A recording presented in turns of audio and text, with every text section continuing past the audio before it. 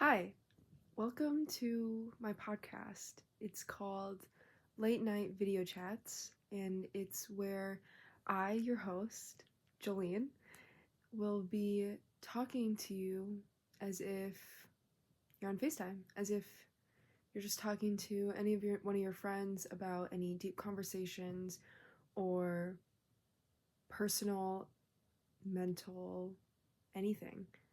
And so this podcast serves to be what I hope a comfy, quiet corner where you feel safe to share your opinions and know that you aren't alone and that there are other people who feel almost the exact same way that you do.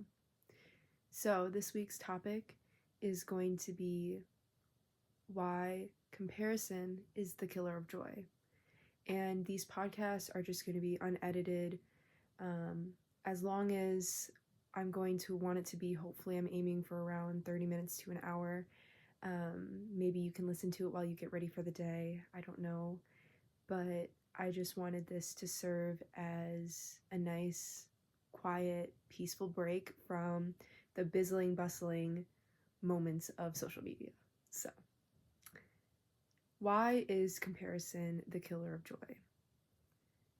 Well, we are human, and all we do is wanting to be better, wanting to be the best, wanting to make the most money, having the best clothes, having the best of anything. And growing up, I think I battled a lot with comparison, especially growing up as one of the only Asian women around my grade, my peers, everyone. And so I felt very alone and disconnected and almost in a way ashamed that I didn't look like everybody else. I didn't act like anybody else. My family was different, everything.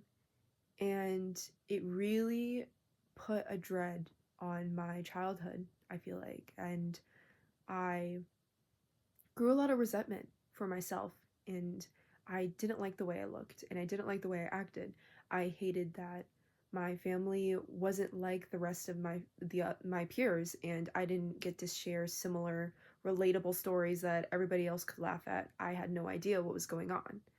And so in that retrospect, comparison can really dull you as a human being and really mask your unique capabilities, personality, and interests. And that could really hinder who you are as a person. And so, in that conversation, when you look at social media, you can almost feel green with envy in a way that you think nobody else would, but they do. And so, to put in perspective, you go on the internet and you see thousands of other women or thousands of other people that you would want to be in their shoes for. You would want to be in that position. You would want to be all those influencers who get all those free things, who get to travel the world and to do all these other things that you don't think that you could do because you're not prettier than them or you don't have a specific talent that is just as good as them or anything interesting or any remaining qualities that you think that you have of yourself that you think aren't as attractive to society compared to the people that you see on the internet. And I feel the same way. I am not somebody who just goes on the internet and doesn't think those thoughts. Those are very natural and relatable things to think about. However, it puts in perspective of it's always why them, not me. Why am I always going through this and not me and not them? And that can really be extremely damaging. And I think as somebody who has actively decided just to be on the internet, it is hard. It's hard. And like you post something online and you want it to get a lot of likes as much as you see people on your For You page or you see people on your Instagram Explore page and you feel horrible. You're like, I put in all this effort, but nobody else is looking at it. But also, at the same time, you would also have to ask yourself, why do you want people to look at it? Why do you want people to care so much? Why do you want people to see your videos so badly? And that's what you should put in perspective, rather than what am I missing that they're not? More of, why are you putting it out there? What is your message? What do you want people to take away from this? And hopefully with this podcast, I hope people take away good things. I hope people leave with more clarifying thoughts and feeling just better that they aren't the only people on this earth that feels the same way that I feel. And social media is just this glorified, I don't know, it's like you're looking at it through rose-colored glasses. Not everything is real. And these people that you deem as better than you, cooler than you, making more money because they're online, many of those people would deem themselves as digital creators. And with the idea of being a creator is that they are creating content knowing that you would like them, knowing that it's entertaining. And there is some aspect about it that isn't as realistic. And I think that is the part that makes people want to be so entertained, because it's not realistic. And when people go on the internet, they don't want reality. They want to escape a reality. And they want to view things that they don't want to see. But at the same time, they'll still complain about the life that they don't have.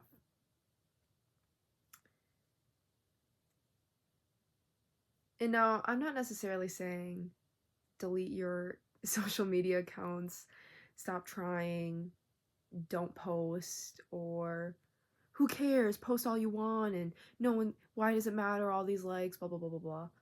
Like, we live in an era where likes are important and comments are important. It's not this dying thing that will never come back again after our generation. This is something that will continue to keep evolving and growing and modernizing in ways that we can't even fathom. But what we can do is shift our mindset and change the idea of comparison.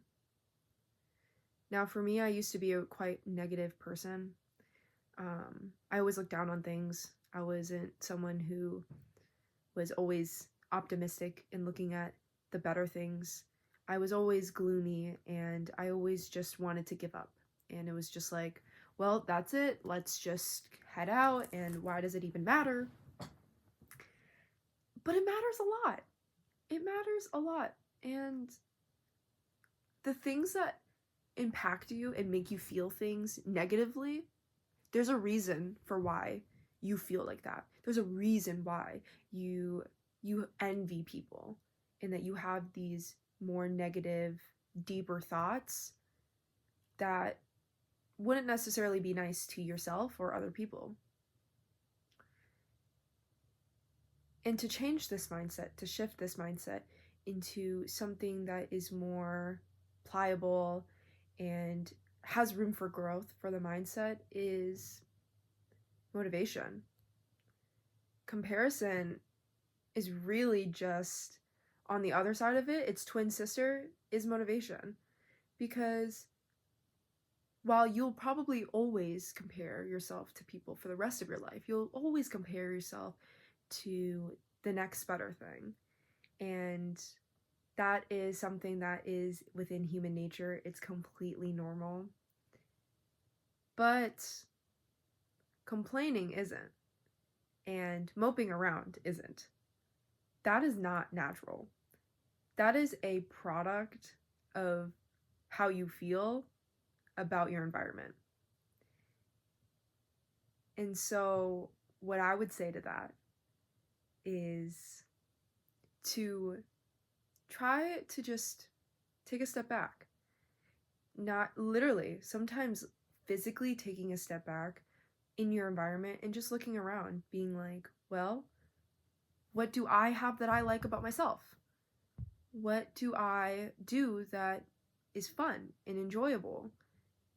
And that's what really should matter. It shouldn't really matter about whether or not you have better clothes than the next person, or if, I don't know, if your teeth are more crooked than the person online who has bonded, like who has like composite bonding, like I don't know. It's just little things about the internet changes people's mindset in ways that they never had thought of, which isn't the worst thing, but it isn't the best. And by taking a step back and really looking and appreciating what you truly have, it makes you realize that this comparison thing, this negativity thing is so unrealistic, and it's so, why would I ever have thought about that? Like, what is even the point of thinking about that and getting jealous over somebody having something that I wouldn't have even thought about having? Now, beyond that, let's say you've always had this insecurity, you've always had this fear, and somebody has that down and you don't. I don't know, let's say I don't know, like, let me think.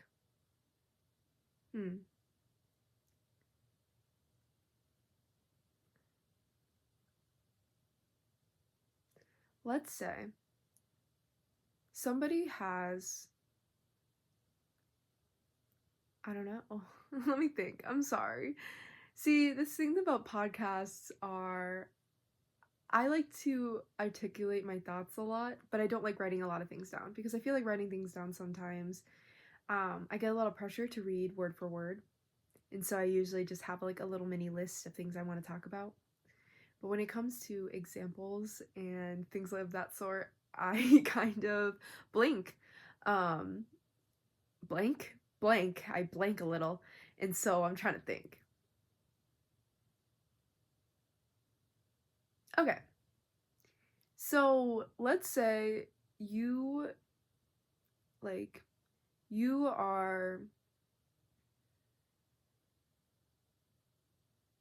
man, I'm really stuck. It could be the simplest thing. Let me use a quick example. Okay, let's say you have short hair and somebody that you know has long hair and you've always envied long hair. Okay. And you spent all your days moaning and groaning about the fact that you don't have long hair, long luscious hair. Oh, it's genetics. Oh, they've had long hair their whole life. Oh, I should have never cut mine. La la la la la. I'm gonna be ugly forever. But like at the same time, what could you have done about that? You have short hair. That's your choice. What is it going to do for you to look at pictures of other people with long hair and wishing you had that when you didn't, and just staring and contemplating about your life decisions on that? It's really not worth the energy. You already have it, so might as well continue moving forward. And to my comments about motivation, it's really just shifting that mindset, being like, if I want that, I'm going to do it then. I see that person has really long, luscious hair. I'm going to get that. I'm going to do that. I'm going to work hard. I'm going to keep my hair healthy. I'm going to have a good diet down. And I'm going to have a great hair care routine. And soon, I'm going to have long hair just like them. So rather than just looking at it and being like, oh, I wish, oh, that's the worst. My hair never looks like that. It can. Nothing's impossible. You can do that. And now, while there's other things out of your control that you might necessarily not ever get to have, like you want to be taller. Great. Everyone wants to be taller, but you can't do that. So something that I hear a lot growing up, especially from my mom, is that why spend any time and any energy towards something that you can't change? towards something that you know will never happen. Why put any energy towards that when you could put so much more energy into your hobbies or into things you like? Like, let's say you like clothes. Okay, your height won't ever change, but you know what can? Your clothes can. And you can change your appearance in that way, or you can do your hair differently and do things that can boost that confidence that height can never boost. And so, on a lot of factors, you can change. But if your immediate thought is, well, I can't change this. Well, tell me how to change this then. Click out of the video, because what is happening is that you're just continuously looking for the next worst thing, so you can almost pity yourself and victimize yourself as a person. Why live such a sad life? Why pity yourself into such a dark hole that you put yourself through? I asked myself that a lot growing up as a negative person. And safe to say, I wasn't really happy. Safe to say, I wasn't smiling a lot. Moping and groping. Groping? Oh my god. Not that. So sorry. Oh my gosh. Moping. Yep, that's it. But anyway. Yeah, it's just, comparison can only get you so far. But motivation can really pull through. And I can't say that enough. Comparison will always be the killer of joy. And that's not really an unpopular phrase, but it should be a famous one. Many people know it, but no one really talks about it, because why does anybody want to talk about their insecurities? Why does anybody want to show their weaknesses or a side of them that they don't want people to show, because that deems them as weak or incapable, or they're not strong on the outside because they have all these fears and one day they're going to snap and break. Oh, you should watch out for her. She's going to snap any minute. Like, we should walk on eggshells. Ooh, be wary of her. She's going to cry any minute. It doesn't help. And as someone who gets the privilege of having a healthy body and having a stable environment to live in, I should be grateful for just that. And everything else comes after. A friend of mine, actually, today in class, I don't think she'll be watching this, but today she points out, just think, the world just used to be like dirt and grass and water. It didn't have all this technology. It didn't have all these people and all these changes in the world that happened inorganically due to our presence as humans. And it really got me thinking, yeah, that is really true. The world would have been really different. But because we are here, and because we have such a monumentous impact on the people around us, the world, other species, we should use that. And we should use that to make a good difference. A difference that it might not even change the world, but it might change your world. And it might change your perspective.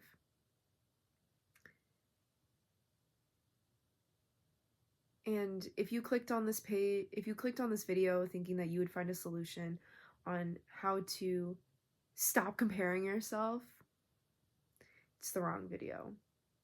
Because if people actually enjoy this video and actually watch it, you guys will learn a lot about me. I'm not scared of sharing personal stories. I'm not scared of showing vulnerable sides of me. that'll slowly unravel as this podcast goes on. But I'm an INFP on my MBTI, if anybody cares. And if you don't know what that is, please Google it. It's 16personalities.com. Do the little quiz, learn more about yourself. It's very interesting. But as an INFP, I am what you would call a mediator. I am a realist, and I think logically while still looking on the positive side. And what I can tell you is that you will never stop comparing yourself. You could be 50 years old, you could be 20 years old, you could be 8 years old. You could be 3 years old and still comparing. It is such a natural thing to do. So don't shy yourself away from it. Don't be ashamed that you compare yourself, but you will want to use that energy for something good for yourself. You want to use that energy and hone it in and transfer it to make yourself better. And doesn't everyone want to be better? Everyone wants to be a better version of themselves. No one goes to sleep hoping that they're going to be the same person the next day. Well, I hope not. I hope that when you go to sleep at night, that you are thinking, today was such a great day, let's make the next day better. Today was the best day. I don't even know how I could top this, but something will. Something will always top your next best day. And that should be a great thing. And that should be a celebratory thing. Something so exciting and happy for you to do. And so, on to my next subjects. I am a student. I go to college. I graduate May 2025. Woo! And so, right now, it's a huge job hunt. Huge job search. And if I'm really honest, I'm scared. Like, I'm scared to apply. I'm scared to write out my resume. I'm scared to be interviewed, to be accepted, if I ever get accepted. But something I see myself going through a lot, which happens very often around this time of year, it's application season. If you know, you know. If you're a college student, you know. Career fairs are rolling around. People are signing up for clubs. People are getting interviewed and going to research projects and master's programs and doctorates and like all this other educational academic stuff. If you don't understand them, that's fine. There's no reason for you to have to relate to this at all. But something that many of us will relate to is looking for a job. And the worst thing about looking for a job is when you learn you didn't get chosen because you lack something that somebody else does, that doesn't. And this has happened to me a lot. You know, my resume's stacked. You know, I'm ready to go. I'm nailing these interviews.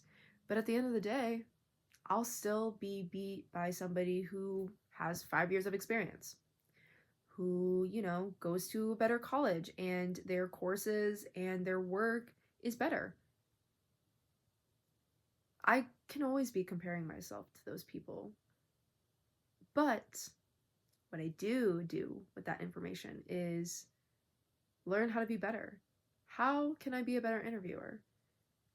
And for example, I really wanted this interview. I really wanted this job, but I didn't get it.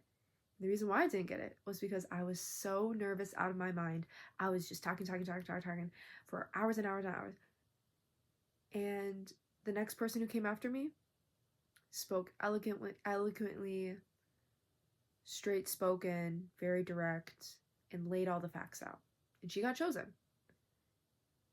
And rather than I, you know, negatively put myself down or, you know, be like, oh, who does she think she is? I'm better. I was just like, if they chose her because she's a better talker, I'm gonna get better at talking. I'm going to work hard on my interviews, and I'm going to make myself somebody that is extremely eye-catching and unforgettable. And so I used I use my comparison on this faceless stranger as motivation to be better. And I think you should too. It's not typically the first thing that comes to people's minds when you start thinking negatively, because of course you're thinking negatively. Why would you start thinking positively or anything different? Because I get you, because why? but once you come out of that shell and you really start reflecting on yourself, you really start noticing, like, yeah, I could have done better. I'm not really a perfect person, and I could always do good and work hard, and it'll show off. It will. And that takes a lot of time. It takes a lot of patience. I didn't backtracking to the career path. I didn't get an internship this summer. And for faces that know me in real life, people would be shocked. People would be shocked from my high school that I didn't get an internship when everybody else around me did. And so what I did instead was I volunteered. I started personal projects. I spent more time honing in on my hobbies that I wanted to do. And I explored a part of the world that I probably wouldn't have gotten the opportunity to if I had an internship. And I would not have regretted it. I don't regret anything. I don't regret anything of my past that has gotten me to the way I am today. Although I lack things that many people have, it still doesn't ever make me ashamed of who I am as a person today. And it shouldn't either for you. You can compare all you want. You can be as negative as you want. It will never get you anywhere. And I'm serious on that. That might be a harmful and direct and hurtful thing, but it's the truth. Negativity doesn't get you anywhere. It doesn't make you feel better at night. It doesn't calm your heart. It doesn't make you look around the world with peace and with a clear head. You'll always be clouded. You'll always be searching for the next adrenaline rush, the next win, the next best thing. But it can always change. Your mindset can always change.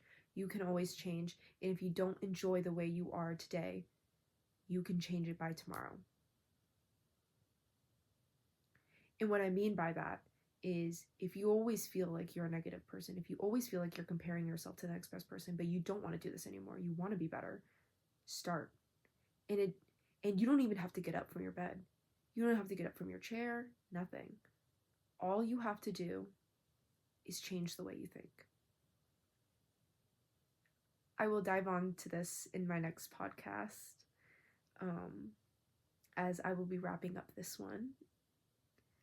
I aim to hit 30 minutes on my first podcast. I hope it's going to get longer, but I want to take it slow on the first one. But changing your mindset will always make you a happier person.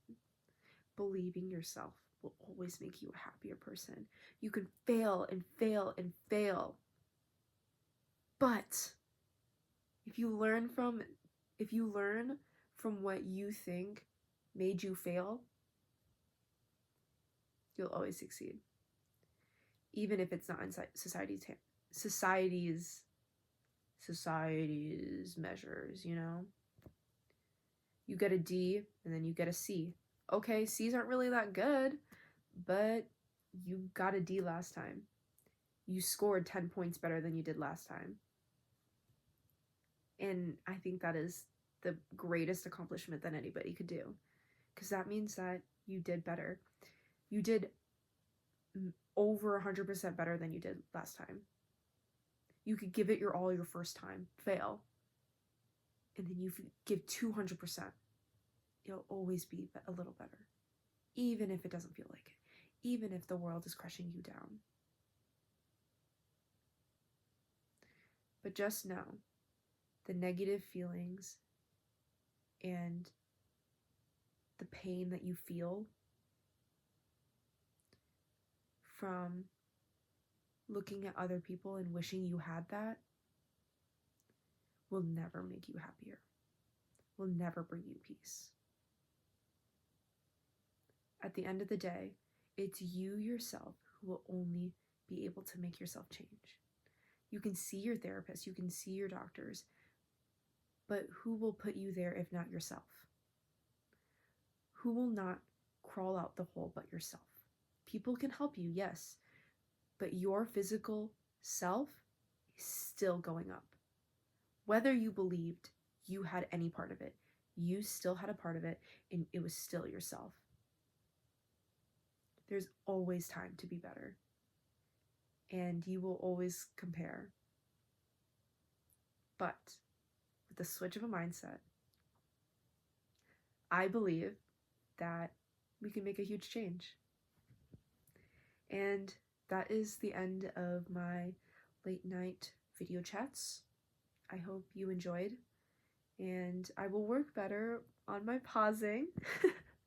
Sorry about that for anyone listening, and wherever you are, whatever time it is of the day, I hope you have a great day. I hope you have a great night, and I hope you leave this podcast feeling like you can do it, that whatever you have going on,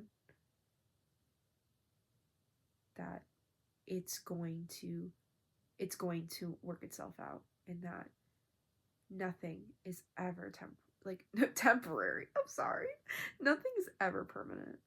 Nothing is ever permanent. And you can always make a change. Of course. It's your life. What else can you do but change? Like, we have so much time in front of us. And there's so much to look at life than just the negative thoughts. So, where I am, it is 12:02.